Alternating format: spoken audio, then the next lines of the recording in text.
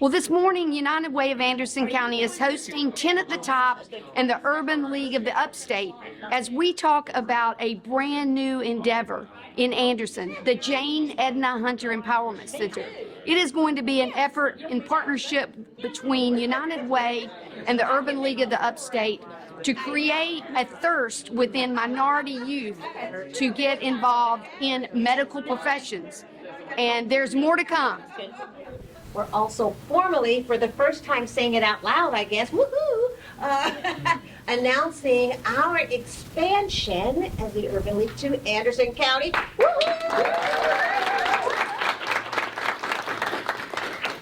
Shout out and thanks to our dear friend, Carol Burnett here, and of course the wonderful staff, because we will have a physical office space here in this building, which will allow us to partner and work closely with it. All of you, again, there was a time, I know, when the Urban League had a larger presence here in Anderson, and we're committed to doing that. We know that in order for us to fulfill our mission of empowering communities and changing lives, that happens through partnerships and community and all these things that stand here.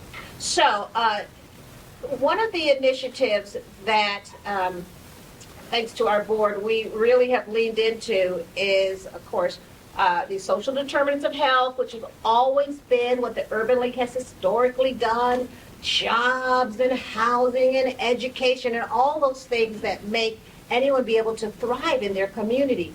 But then as we started talking and really looking at our health, our whole health and wellness of a community, and this ties in with so much of the work that Tenant at the Top has been doing with the the data walks and really understanding what does it look like in different places, and of course what is the Urban League's role in that. We do know that I feel like we have this significant role in the state, and the closer our partnerships and ability to address issues also can inform what it looks like to be in South Carolina, our rural communities, our destination cities. So fast forward, the city of Greenville last year before, donated to the Urban League a small building on Academy and Wardlaw Street, which is a historic medical shelter. It was a small black hospital, we'll hear more about, that was used for black citizens, African American citizens, during segregation when they could not go to the Greenville health system. So Dr. McLaren, that's the name you see on the wall, started this small clinic which he built with community members so that he could serve the community. So having that building allows us to really lean into, again, all aspects of health. And we'll find out as we continue this conversation, so what does that have to do with why we're here today? My part on the program today is going to be telling you about this wonderful woman, Jane Edna Hunter, and why we have chosen to name our movement here in Anderson County in partnership with the Urban League, the Jane Edna Hunter Empowerment Center. Joining me today are two of my favorite Pendleton people. Terrence Hassan is the chairman of the Foundation for Black History and Culture in Pendleton, and I wanted to get him to react to this announcement. And to my left is Jackie Reynolds. Jackie is a past president of the Pendleton Historic Foundation, and the very unique part of that is that the Pendleton Historic Foundation owns the what was called Woodburn Farm during the time that Jane Edna Hunter was born there. So we wanted to get that reaction to how do we bring Jane's story, and when I tell it today, you're going to go, wow, because her story is wowing. Of course, you have to know where you come from, to know where you are, to know where you go. And Jane Edna Hunter, I don't know how many of you are familiar with the history of this heroine, but she has a story that's been told, but hopefully you'll read it and really understand what she brought to the table through her life in Pendleton. But to make a long story short, I consider her the crusader of what you're doing here today. I think she embodies she does. She embodied the mentoring, the advocacy for trying to help African American women who could not find work back in those days, who could only do domestic work, help them gain skills to continue to move and do better and have a better life, as well as for children. So if you look at the aspects of what she did within healthcare within Cleveland, Ohio, it dates back to 1911, as we talk about history. Mm-hmm. And we know how segregation, Jim Crow, black laws were back then, just prohibited that from happening. So what we have here today with what Carolyn and you all are doing is great. Thank you. I tried to condense the story of this amazing woman into about 5 minutes, so bear with me today. I've been talking about Jane Hunter for a couple or 3 decades, and in fact, when Dr. Rhonda Thomas came to Clemson and started her professorship, she stumbled across the story of Jane Edna Hunter and Jane's autobiography that she wrote in 1940, and she did an annotated version in order to bring out some of the high spots. So when I met Rhonda and she began doing her work with Jane, I got her so many speaking engagements that she started calling me her agent. But how does a woman born to freed slaves in 1882 in a cabin in Pendleton, South Carolina on Woodburn Farm, grow up to be a nurse, a lawyer, a social reformer, and a women's rights activist? Her story and her name are unknown to so many people, but carry a powerful message. So much so that I'm just going to hit the high spots because I never can tell you the whole story today.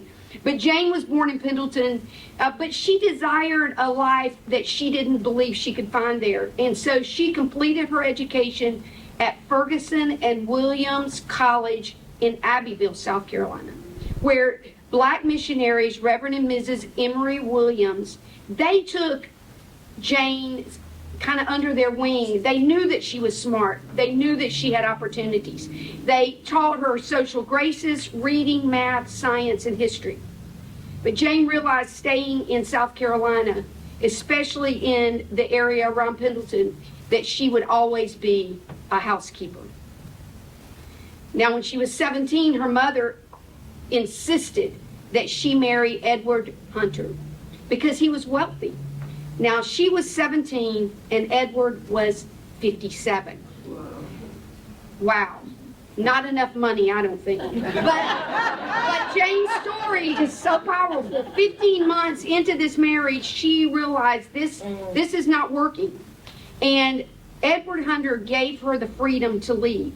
She kept his name for the rest of her life and she never remarried, but she became an independent woman that would change lives. She seemed that she was going to find a way to help other people. She secured work in Charleston, and she was able to obtain her nursing training there.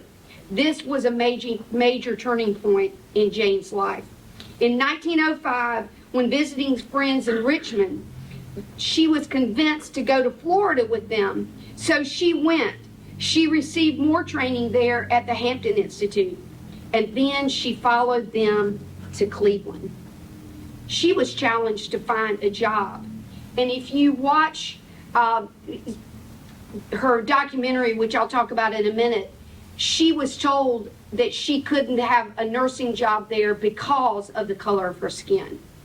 She also was living in a boarding home, and she couldn't figure out why the girls got all dressed up at night and went out. Well, they invited her to go one night, and she found out what their profession was, and it broke Jane's heart. So Jane decided that she had a desire to help other single black women avoid the pitfalls of urban life. She convinced 7 female friends to save a nickel each week and say a prayer, with the goal of establishing the Working Girls Association, which would soon be renamed the Phyllis Wheatley Association. Now, this is a newer version, but her book was published, and it serves as the autobiography and the story of her life. She was a woman ahead of her time. You know, we talk a lot about collaboration. She was collaborating back in the 30s and the 40s to make life better for other people. And she didn't just collaborate with black people. She collaborated with a lot of white people in Cleveland, and some black people didn't like it. But she was ahead of her time. She understood that it was going to take everyone working together.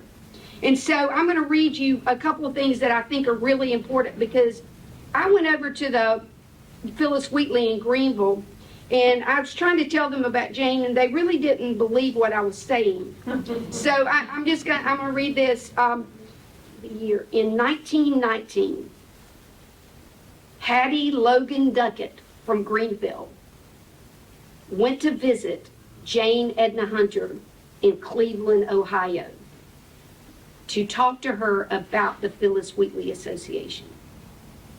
After Miss Duckett came back to Greenville, 3 white businessmen contributed $50,000, and African Americans donated the remainder of the $75,000 needed to construct the Phyllis Wheatley Association in the Greenville Business District.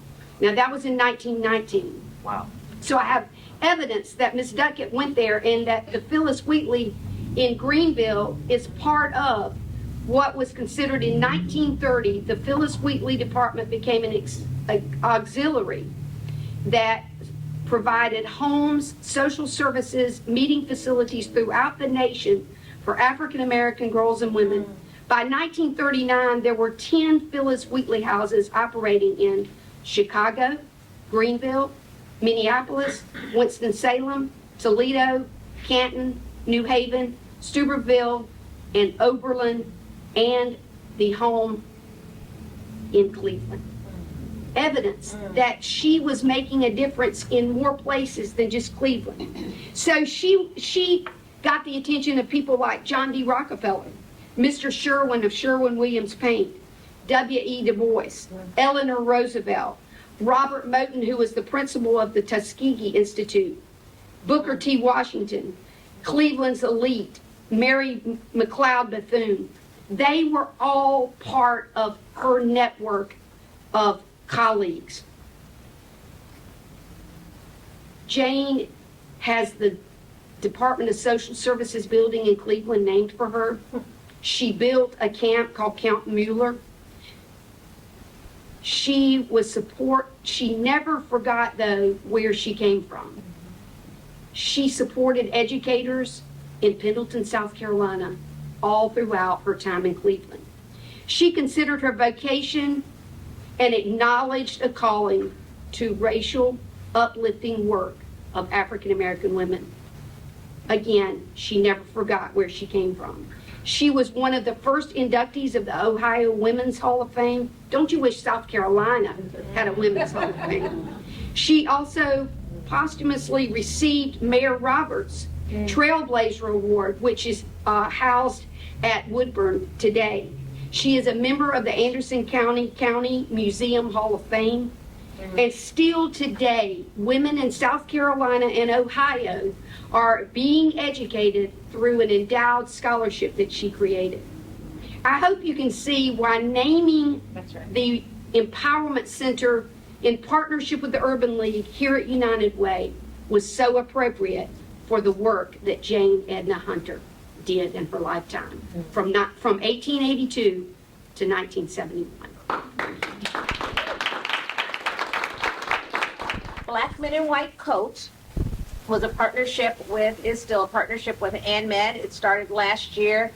It is a national initiative, so you can look it up, but a lot of students in medical colleges are involved in it. It's to get more people of color, men, women, boys, and girls, and underrepresented young people exposed to all the careers within the health and wellness space. Nutrition, nurses, patients, all the careers. So they have an initiative called the Black Men in White Coats Youth Summit. It is free. It's open to boys, girls, grandmas, everybody, right? And last year we had it at ANMED. This year it will be at Welfare Baptist Church. Ms. Kim, and you can give us the specifics of like when, the dates and all that. Booking. I think their registration is up. So bring your youth groups, church groups. I wanted to backtrack just a little bit. Jane Edna Hunter was somebody that I had never heard of going through medical training, nursing, all of that. You never hear about Jane Edna Hunter. You always hear about Florence Nightingale, but you never hear about Mary Eliza Mahoney, who was Jane Edna Hunter's forerunner, who went before her to chart a path for black women in nursing. And so to be a South Carolinian and to have somebody that came from Seneca, I went to Clemson University. My sister was a graduate of Clemson University School of Nursing. She never came home and talked about Jane Edna Hunter. And so now this is a legacy, a story that I can now proudly talk about, not just as a South Carolinian, but as somebody who has a national platform and talking about health disparities. Because oftentimes physicians get the spotlight, but it's the Jane Edna Hunters that really move the healthcare system forward. And so if you think about the Jane Edna Hunter Empowerment Center, I think this is an opportunity for us at a local level to begin to open up the conversation and put seats at the table for nurses and other healthcare professionals who are making a difference in the community that don't get the spotlight like a Jane Edna Hunter. Black Men in White Coats is an initiative that I think is very important. I come from a little small town called Enda, South Carolina. I went to Woodruff High School. There was not a black physician. There was not a black nurse practitioner. There was no one in my community that looked like me. And so I looked at the Cosby Show like everybody else. And I saw that there were black doctors and lawyers that lived in the house together and didn't come from broken homes, etc. And so in being able to see something is the ability to become it. And so spending my time at Clemson, then going to Vanderbilt, and then spending time at Yale University from Enda, South Carolina, that trajectory was not by my own will or the will of my family to be able to put together that kind of educational opportunity for me. But it was the exposure of people that I had when I went to Nashville to Vanderbilt, then subsequently went to DC and saw the opportunities that were there for a small town young man. Much like E.E. McLaren, he was from Abbeville, left here and went to Howard University, came back and wanted to practice medicine in Greenville. And in 1948, with $400, he started this medical shelter close to his home off of Wardlaw Street, and then went out into the community and invited other community members to be a part of this initiative, and then built a 2-story building that still stands, that gives us the creative liberty to be able to tell some of these stories. So I'm excited about that, and I'm excited about being able to have this opportunity. I don't even know, I think I was at an MLK event, and I was speaking about meeting our moment. MLK met his moment by looking around and looking at the topography and the landscape and saying segregation is wrong. What do we do about it? Now Urban League is looking around the topography in our state and saying, what is wrong with the healthcare system? And where are the Jane Edna Hunters and the E.E. McLarens? And how do we highlight those stories? But more importantly, how do we close the health inequities and the healthcare gaps and the disparities that are present in marginalized communities? And I think we have an amazing opportunity to do so. My mentor told me when I was in my early 20s, he said, opportunities of a lifetime must be seized within the lifetime of that opportunity. And I do think we have a very unique opportunity to tell stories that have been long forgotten or have never been mentioned before, and we get to bring those to the But world. I knew if I didn't say what I'm about to say, I was going to get a tongue lashing from Terry, because it can't just stop with medical professions. We've got to. With Anderson County Economic Development, but one of my primary focuses on workforce development. And we so often get hung up in our textile history and, think that we're telling people what manufacturing is, whatever.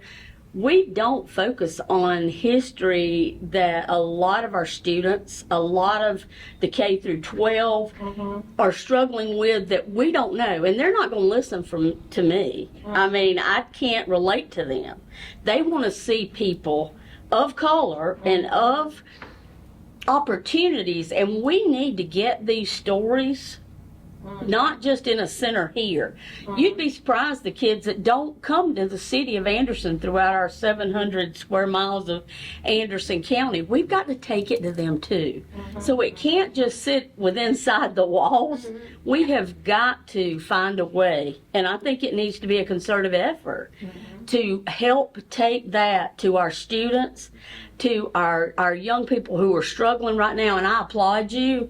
They need to see more people like you, that look like you, that don't look like their grandparents or don't look like the people they see. And Dr. Thompson, they see you, but the thing is they they really need to understand for someone your age that they can get there and how you did it.